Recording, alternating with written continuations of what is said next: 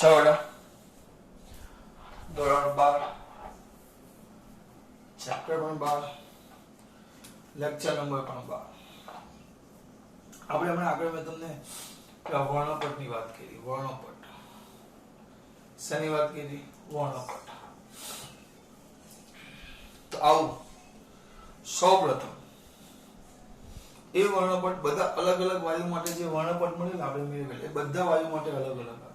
કારણ કે દરેક વાયુમાં ઇલેક્ટ્રોન જે સંક્રાંતિ કરે દરેકની કક્ષા અલગ હોય.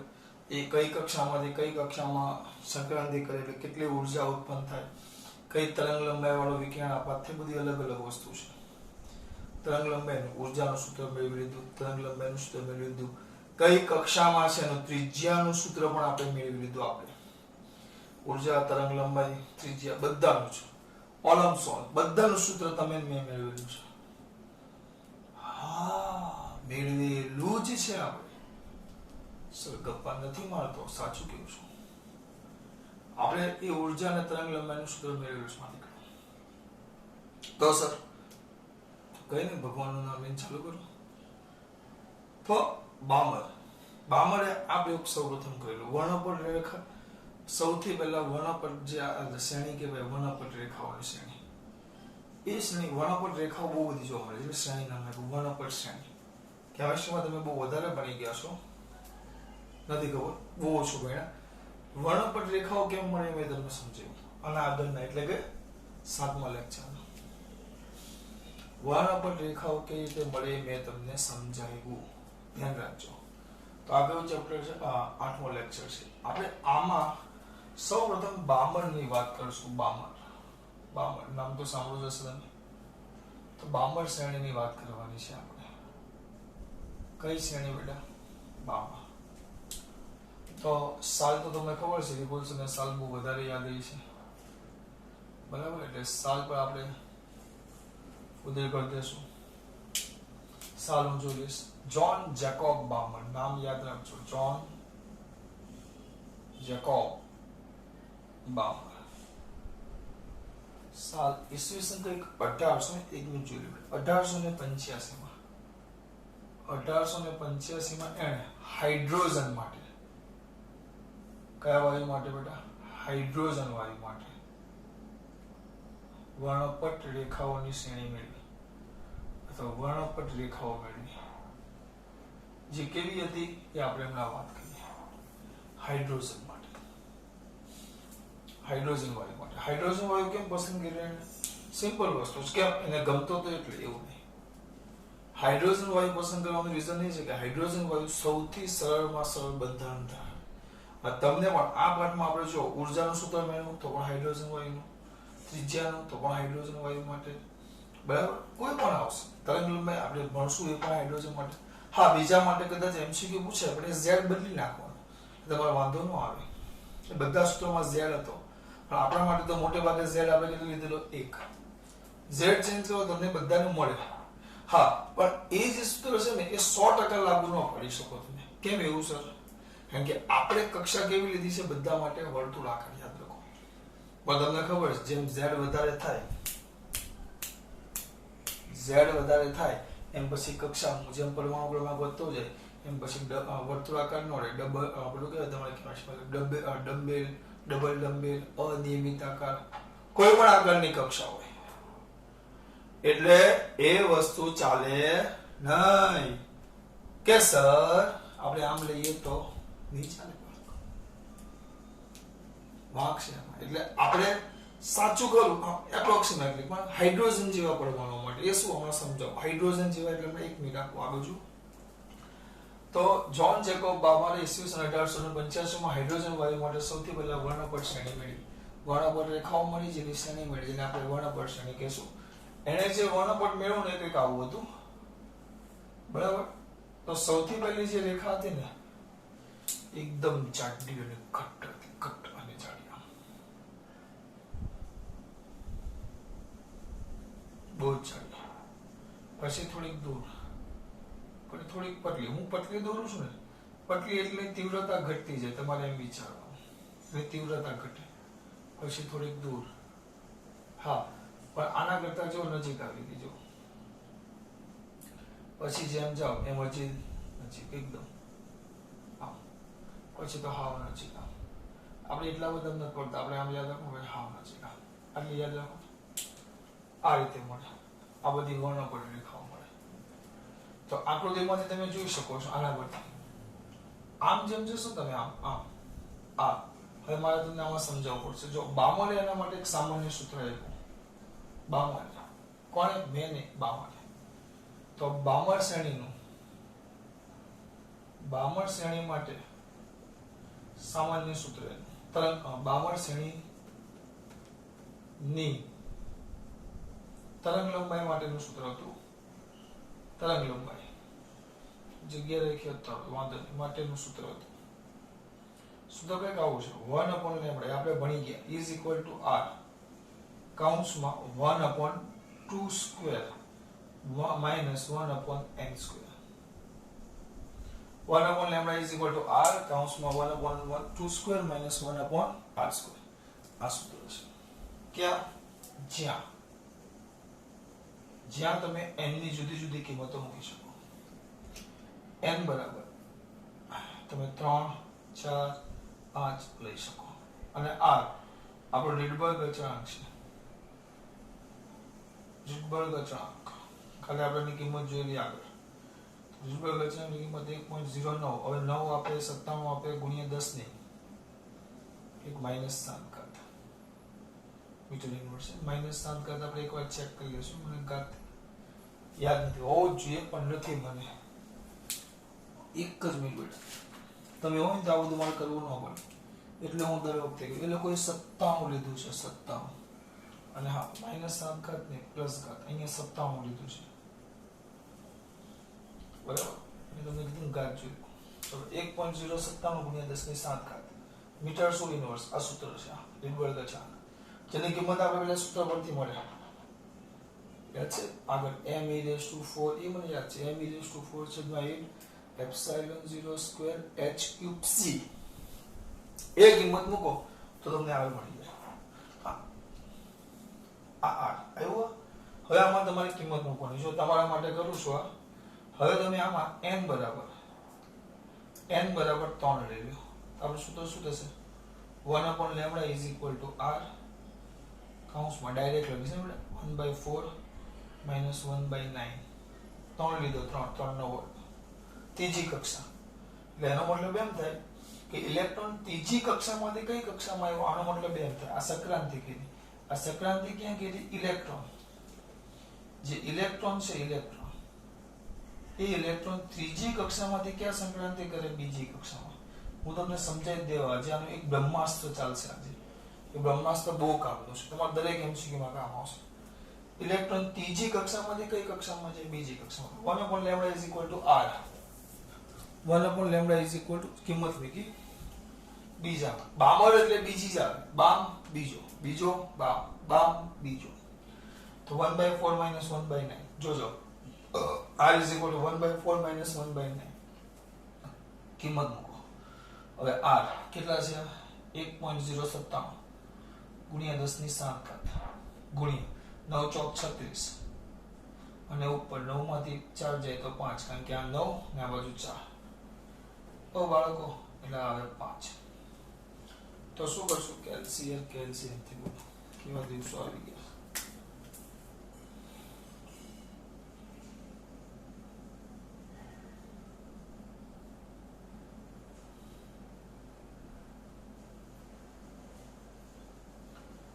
તો 36 ભાગ્યા 5 ભાગ્યા આ 1/λ છે બેટા. 1/λ છે. હું ડાયરેક્ટ ઓધો કરી જ નાખું છું. આને ઉપર ફેરવી દીધું. 36 ભાગ્યા 5 ભાગ્યા 1.097 બરાબર 6.6533. 6.6533 પણ જવાબ આવ્યો એટલે લેમ્બડા આવ્યો 6.6533 ગુણ્યા 10 ની -7. એટલે વ્યવસ્થિત લખો તો lambda is equal two 6.563. 3 point ખસેડો એટલે 10 ની -10 એટલે એંગસ્ટ્રોમ. કારણ કે આ મીટરમાં છે. પણ આ જે પહેલી મળી ને રેખા, આ પહેલો કૂદકો એનો ત્રીજામાંથી બીજામાં, તો એને લોકોએ નામ આપ્યું હાઇડ્રોજન માટે H આલ્ફા. H આલ્ફા જેની તરંગ લંબાઈ તમે આપણે શોધી કેટલી છે? 6.563 એંગસ્ટ્રોમ. પછી બીજું લઈ લો, પાછું ઇલેક્ટ્રોન માટે જ લેવાનું. ઇલેક્ટ્રોન હવે ત્રીજામાંથી જાય તો ક્યાં? હા, ચોથામાંથી છેલ્લે પહોંચવાનું તો ક્યાં? બીજામાં. સૂત્ર ફટાફટ એ જ સૂત્ર 1/λ ઇઝ ઇક્વલ ટુ r. થોડોક ટાઈમ બચાવીશ, બરાબર? બધું આવું આખું સૂત્ર લખવાની બેસીસ. હવે 1/2 એટલે તો 4 જ આવે, કારણ કે 1/2 સ્ક્વેર એટલે અહીંયા 2 જ આવે. ફિક્સ જ છે, આ તો બીજી કક્ષામાં જ આવે. 52 માટે બીજી કક્ષામાં જ આવે. 4 માઈનસ 1/16 4 નો વર્ગ, અહીંયા n સ્ક્વેર એટલે 4 નો વર્ગ 16 આ 1.097 ગુણ્યા 10 ની 7 ઘાત 16 ને 4 આ નીચે આવશે 66. 16 માંથી 4 જાય તો 12. સીધો ગણન યંત્રનો આપણે ઉપયોગ કરશું. તો ગણન યંત્ર શું કહે છે આપણું?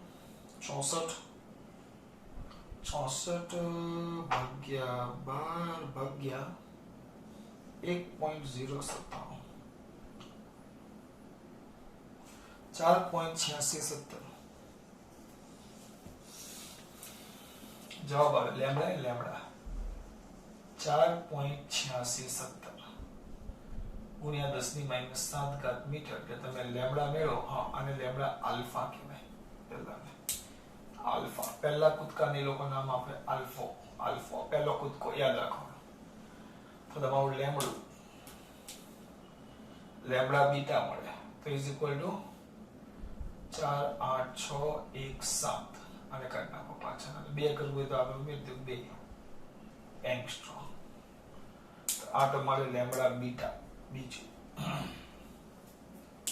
પછી એક આવે ઇલેક્ટ્રોન ને કૂદકો મરાવો. તમારે જ્યાં મરાવો હોય ત્યાં, એવું નહીં. ઇલેક્ટ્રોન ને ચોથામાંથી તો લઈ ગયા, હવે છેલ્લે પાંચમામાંથી ક્યાં જાય? બીજામાં. તો આપણે સૂત્ર શું આવશે? 1/λ ઇઝ ઇક્વલ ટુ r કૌંસમાં 1/1 આ તો ફિક્સ છે 4 માઈનસ 1/25 તો આ થાય 1.097 ગુણ્યા 10 ની 7 ઘાત ગુણ્યા 25 માંથી આ બાજુ 25 આ બાજુ 4 એટલે 21/100. હે પ્રભુ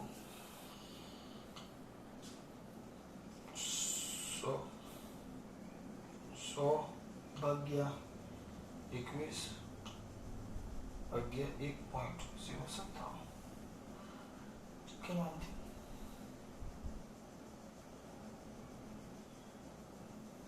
4.34 પેલું કેટલું હતું? 4.86 જોઈ લો.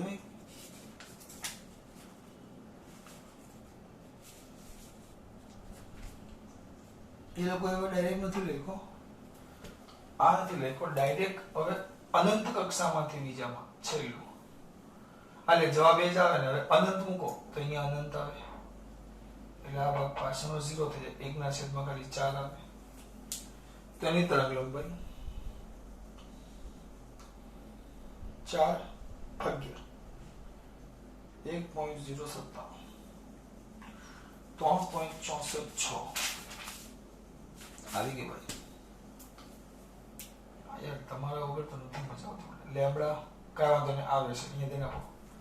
3.646 ગુણ્યા 10 ની 7 ઘાત માઈનસ મીટર. ઊંધું કરું છું, ઊંધો તો 3.3646 એંગસ્ટ્રોમ લેમ્ડા ઇન્ફાઇનાઇટ. આ આપણે લેમ્ડા ઇન્ફાઇનાઇટ ની વાત કરી બેટા. લેમ્ડા કયું? ઇન્ફાઇનાઇટ. તો આ રીતે તમને તરંગ લંબાઈ મળે. તો આ પહેલું જે છે લેમ્ડા આલ્ફા કહેવાય. આ બીજો કૂદકો છે ને બીજો, એને લેમ્ડા બીટા કહેવાય. આ બીટા જે તરંગ લંબાઈ આવે છે 4 8 6 2. પછી રીતે h ગેમા પણ મળે બેટા ત્રીજી. એટલે એની તરંગ લંબાઈ આપણે મેળવેલી પણ મેં પૂછી નાખી એમ h ગેમા એમ મળતું જાય. અને છેલ્લી જે મળે એને h ઇન્ફાઇનાઇટ કહેવાય. આ બીજામાંથી અનંતમાંથી બીજામાં આવે. આકૃતિ જુઓ, ધ્યાનથી જુઓ આકૃતિ. આના માટે મેં સમજાવ્યું. જેમ તમે આ બાજુ જતા જાઓ આમ આમ આમ, તો જો લેમડા વધે, સોરી આમ જતા જશો, જેમ લેમડા ઘટે, આ લેમડા ઘટ્યો જો આમ જાવ, લેમડા ઘટતો જાય. જો અનંત માટે કેટલો આવ્યો? અનંત માટે આવ્યો 36, 46. આમ જાઓ છો એમ લેમડા ઘટે. જો લેમડા ઘટે છે, લેમડા ઘટે તો આ જે વર્ણપટ રેખાઓ છે, તો વર્ણપટ રેખાઓ ધ્યાનથી જો એકબીજાથી દૂર જાય છે, સોરી એકબીજાની નજીક આવે છે. આ અંતર વધારે હતું, આ એના કરતા ઓછું. વર્ણપટ રેખાઓ એકબીજાની ક્યાં આવે? એકબીજાની નજીક. અને વર્ણપટ રેખાઓની તીવ્રતા વધતી જાય. જો સોરી ઘટતી જાય. રેખાઓની તીવ્રતા શું થાય બેટા? ઘટે. જોઈ લો, ઘટતી જાય. બરાબર. અને અનંત માટે અહીંયા નજીક આવતી જાય. પછી તમે અનંત લઈ જાઓ ને તો તમને વર્ણપટ રેખા ન જોવા મળે, આછો પ્રકાશ જોવા, ઝાંખો પ્રકાશ જોવા મળે. આવી રેખાઓ ન જોવા મળે. આમ એકદમ ઝાંખો પ્રકાશ, આવી ચોક્કસ રેખાઓ જોવા ન મળે, પાછળ એકદમ ઝાંખો પ્રકાશ જોવા મળે. અનંત માટે રેખાઓના સ્થાને, વર્ણપટ રેખાઓના સ્થાને શું જોવા મળે? ઝાંખો પ્રકાશ. આમ એકદમ ઝાંખો પ્રકાશ, એમ રેખાઓ ન જોવા મળે. આમ આછો આમ રેલાયેલું છે, આમાંથી સમજી લો, આમ ઝાંખો પ્રકાશ લાલ રંગનો. આપણા માટે વ્હાઈટ હોય, આમ ઝાંખો પ્રકાશ આમ અનંત માટે. પછી આમ રેખાઓ ન જોવા મળે, એકદમ આછો પ્રકાશ જોવા મળે. જો અહીંયા લેમડા વધે, આમ વર્ણપટ રેખાઓ એકબીજાની નજીક આવે છે. વર્ણપટ રેખાઓની તીવ્રતા ક્રમશઃ શું થતી જાય છે? ઘટતી જાય છે. શું થતી જાય છે? ઘટતી જાય છે. ધ્યાન રાખજો, બરાબર. આ યાદ રાખવાનું. બામણસને એ વાત કોણ કરી? હાઇડ્રોજન. એને હાઇડ્રોજન કેમ લીધો? સૌથી ઈઝી ગોઠવણી ધરાવે એટલે. તો જોન જેકોબ બામણ. આપણે નામ શું રાખેલું? જોન. આપણે નહીં લેવાનું છે. ઈસવીસન 1885 માં જોન જેકોબ બામરે હાઇડ્રોજન વાયુ માટે વર્ણપટ રેખાઓ મેળવી. જે વર્ણપટ રેખાઓ આ પ્રમાણે હતી. આ લખીને એક સીધું પહેલા આ લખવાનું છે કે લેમડા ઘટે એમ વર્ણપટ રેખાઓ એકબીજાની નજીક આવે, વર્ણપટ રેખાઓની તીવ્રતા ઘટે, અને અનંત માટે વર્ણપટ રેખાઓ ને સ્થાને તમને ઝાંખો એકદમ પ્રકાશ દેખાય, એક સરખો ફેલાયેલો એકદમ ઝાંખો રેખાઓમાં જોવા મળે. અને આ જે આપણે મેળવ્યું એ અહીંયા લખવાનું છે. જો મેં કેવી રીતે યાદ રાખ્યું છે? જા ની વા લી પી ના રા. તો આ રેડ, તો જે લાલ રંગ છે ને એમાં H આલ્ફા મળે. સરું ગપ્પા મારો આવ્યું. જો હાઇડ્રોજન ની આલ્ફા છે. આપણે પહેલો કૂદકો મેળવ્યો, તરંગ લંબાઈ આવી 6000. તો લાલ રંગ માટે લાલ રંગમાં જે છે એમાં મળશે H આલ્ફા. એ રીતે જ છે કદાચ. હા, લાલ રંગમાં H આલ્ફા મળે.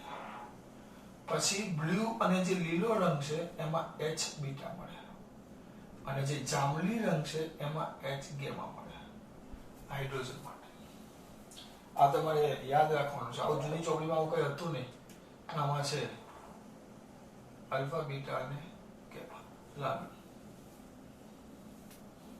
અમુક એમ કે સર તરંગ લંબાઈ આમ જોવા જાઓ તો તમે જે લખતા દૃશ્ય પ્રકાશ તરંગ, અમુકના મગજમાં પ્રશ્ન થાય. તમારા અમે મારા જ મનમાંથી તો 2 મિનિટ ઉભો રહી ગયો એટલે આવું કેમ?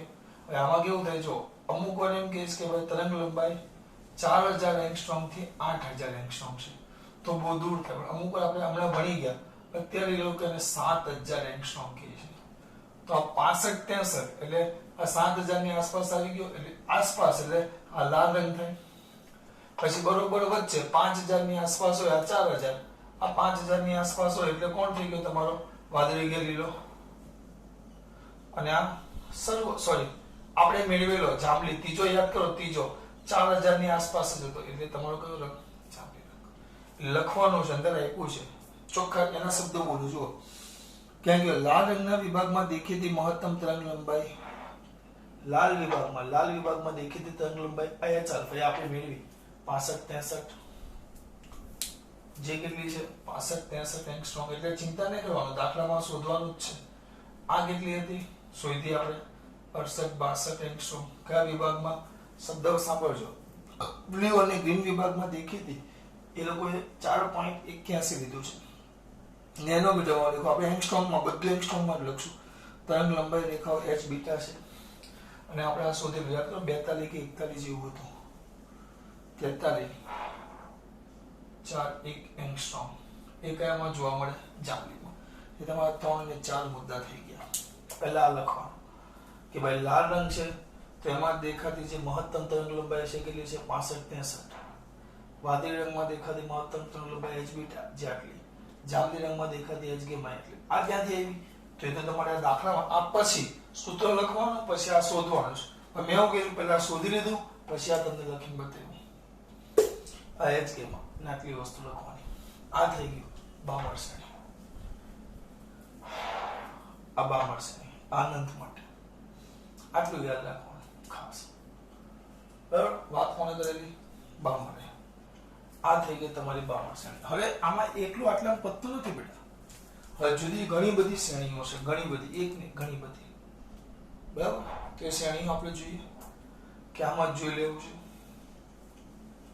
આમાં જ જોઈ લઈએ એક મિનિટ પુશ કરી દેવું ટેબલ ખસેડવું પડશે ચાલો સેટ થઈ ગયો કઈ શ્રેણી કીધી આપણે બામર હવે એમાં જુદી જુદી શ્રેણીઓ આવે જો એક સામાન્ય સૂત્ર યાદ રાખવાનું 1/λ is equal to r કૌંસમાં 1/m² - 1/n². હવે આની મેં ચાવી રહી યાદ રાખી છે લાઈ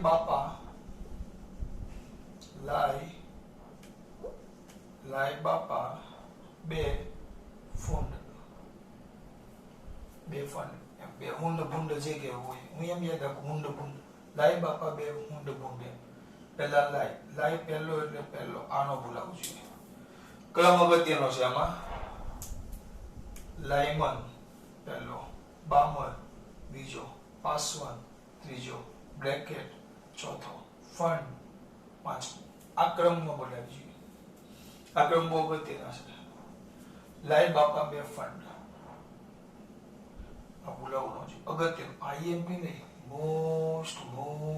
મોસ્ટ આઈએમપી જેટલું લખો એટલું ઓછું છે કારણ કે આના એમસીક્યુ બહુ કામના છે બરાબર કામના નહીં બેટા બહુ જ કામના છે ધ્યાન રાખજો લાય બાબા બે ફંડ હવે આનો કેવી રીતે ઉપયોગ કરવાનો ખબર જો પહેલી મૂકી દો અહીંયા તો જો તમને એમ કે સાહેબ લાયમન શ્રેણી લખો ને તો સાહેબ લખશે લાયમન શ્રેણી કઈ કરવાની લાયમન કયો પહેલો તો 1/λ સૂત્ર શું આવશે r તો ફિક્સ છે 1/1² - 1/n². હા પણ હવે ભૂલ ન થાય જ્યાં આ 1 આવી ગયો લાયમન એટલે ચાલુ થાય લાયમન ક્યાંથી n = 2 3 4 એમ ચાલે બરાબર હવે n = 2 લ્યો 2 n ની કિંમત મૂકો n = 2 લ્યો 2 n = 2 લ્યો આનો મતલબ શું છે ખબર લાયમન એટલે હાઇડ્રોજન માટે ઇલેક્ટ્રોન બીજી કક્ષામાંથી પહેલી કક્ષામાં આવે આ બે મૂકો અહીંયા એનો મતલબ શું છે ઇલેક્ટ્રોન કઈ કક્ષામાંથી કઈ કક્ષામાં ગયો બીજામાંથી પહેલામાં લાયમનમાં ઇલેક્ટ્રોન પહેલી કક્ષામાં જ આવે લાયમનમાં ઇલેક્ટ્રોન છેલ્લે કૂદકો મારી ક્યાં આવે પહેલીમાં અથવા પહેલામાંથી કૂદકો મારી બીજામાં જાય પહેલી કક્ષામાંથી કઈ ક્રાંતિ થાય ક્યાં કૂદકો મારી ઉપર જાય અથવા ઉપરની કોઈ કક્ષામાંથી કૂદકો મારી પહેલામાં આવે એટલે આપણને લાયમન જ મળે એટલે યાદ રાખવાનું પહેલો લાયમન બીજો બામ ત્રીજો પાસોન ત્રીજી કક્ષામાં કોઈ પણ સંક્રાંતિ હોય ત્રીજીમાંથી જાય કે ત્રીજીમાં આવે તો એ પાસોન ચોથીમાંથી જાય કે ચોથીમાં આવે તો બ્રેકેટ પાંચમીમાંથી જાય કે પાંચમીમાં આવે કક્ષા તો ફંડ લાયમન n = 2 તો પહેલો કૂદકો કહેવાય પહેલો કૂદકો પહેલામાંથી બીજામાં અથવા બીજામાંથી પહેલામાં તો એને આપણે h આલ્ફા કહીશું હા યાદ રાખજો, આલ્ફા એટલે પહેલો કૂદકો, n બરાબર 3 તો h બીટા, n બરાબર 4 તો h ગેમા, સોરી ગેમા, અને n બરાબર હું લખું છું તમારે ઇન્ફાઇનાઇટ તો h ઇન્ફાઇનાઇટ એમ મળે. આ બધી વર્ણપટ્ટિકા યાદ રાખવાનું. પણ બીજામાંથી પહેલામાં, ત્રીજામાંથી પહેલામાં, પહેલો કૂદકો બીજામાંથી પહેલા, લાઇમન છે આ લાઇમન છે, લાઇમન. આ બીજા આજે આપણે લખવાનું લાઇમન, પછી બામણ, એ તો આપણે લખ્યું બેઠા. ચો પણ લાઈનમાં યાદ રાખવા માટે લખી નાખો બામણ. ખોટી મગજમારી બધાએ ખાતી યાદ. સૂત્ર શું આવશે? આ સૂત્ર બોલો શું આવશે? 1/λ is equal to r. બામણ એટલે બીજો, તો 1/2 square minus 1/n square. Sankranti કરી છેલ્લે બીજી કક્ષામાં n બરાબર, તો સંક્રાંતિ ક્યાંથી થાય? ત્રીજામાંથી, ચોથામાંથી, પાંચમામાંથી, એમ જ મૂકવાનું. એ સંક્રાંતિ ક્યાં થાય? ત્રીજું, ચોથું, પાંચમું એમ. હા, પછી n બરાબર 1 નહીં લેવાનું, ત્રીજું, ચોથું, પાંચમું એમ લેવાનું. ખબર પડે છે બેટા? n બરાબર ત્રીજું, ચોથું અને પાંચમું એમ લેવાનું, ભૂલ ન થાય. લખતા જાઓ, બહુ સ્પીડમાં લખા. બામણનું તો આપણે આપ્યું છે, એકદમ સ્પીડમાં જોઈએ. જો ત્રીજું, ચોથું, પાંચમું આવી ગયું. કોની વાત કરી આપણે? બામણ. તો આ બધી રેખા હે, h આલ્ફા રેખા, h beta, h gamma, h infinite. સ્પીડમાં લખું છું.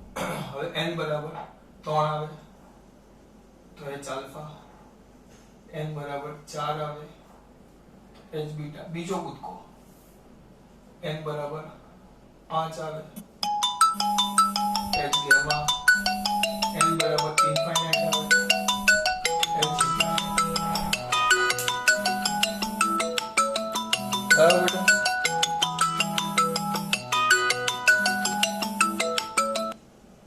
h ઇન્ફાઇનાઇટ આવે. જોતા જાઓ આગળ. આ 52 પાસવર્ડ ને થઈ ગયું. પછી 52 પાસવર્ડ, લાઇમન, લાઇમન પછી લાઈ બાપા પાસવર્ડ. તો પાસવર્ડ શ્રેણી માટે શું આવે? ફટાફટ 1/λ is equal to r, કૌંસમાં 1/3 તો નહીં, 1/3 સ્ક્વેર minus 1/n સ્ક્વેર. જ્યાં n બરાબર 4, 5, 6 ચાલ્યા કરે ઇન્ફાઇનાઇટ. તો આ આપણા માટે h આલ્ફા થાય, h બીટા, h ગેમા અને h ઇન્ફાઇનાઇટ. પહેલો કૂદકો એટલે આલ્ફા. ત્રીજા પાસવન ત્રીજો છે, પાસવન માટે પહેલો કૂદકો એટલે, પાસવન માટે પહેલો કૂદકો એટલે ત્રીજામાં આવવાનું. તો ક્યાંથી આવે? ચોથામાંથી ત્રીજામાં, પાંચમામાંથી ત્રીજામાં, પહેલો કૂદકો એટલે ચોથો, એટલે આ આલ્ફા થાય પાસવન માટે. પછી પાસવન પછી કોણ છે? બ્રેકેટ. તો બ્રેકેટ શ્રેણીમાં શું આવે? 1/λ is equal to r 1/4 square minus 1/n square. મૂકો n બરાબર 5, 6, 7 ઇન્ફાઇનાઇટ.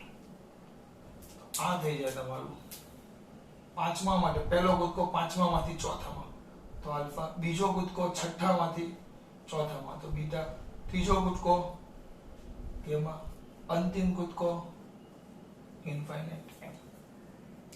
છેલ્લે બ્રેકેટ પછી છેલ્લે ફંડ. એ સૂત્ર છે 1/λ is equal to r કૌંસમાં 1/5 સ્ક્વેર. આ ક્રમ ભૂલાવો જોઈએ નહીં, minus 1/n સ્ક્વેર. n બરાબર 5 તો 6, 7, 8, 9 ચાલ્યા કરે. આપણા માટે પહેલો કૂદકો છઠ્ઠામાંથી પાંચમામાં ફંડ માટે તો h આલ્ફા, બીજો કૂદકો h બીટા, ત્રીજો કૂદકો h ગેમા અને આ h ઇન્ફાઇનાઇટ. હા બેના થઈ ગયું. જો ચલો ખાસ વાત. જય શ્રી કૃષ્ણ.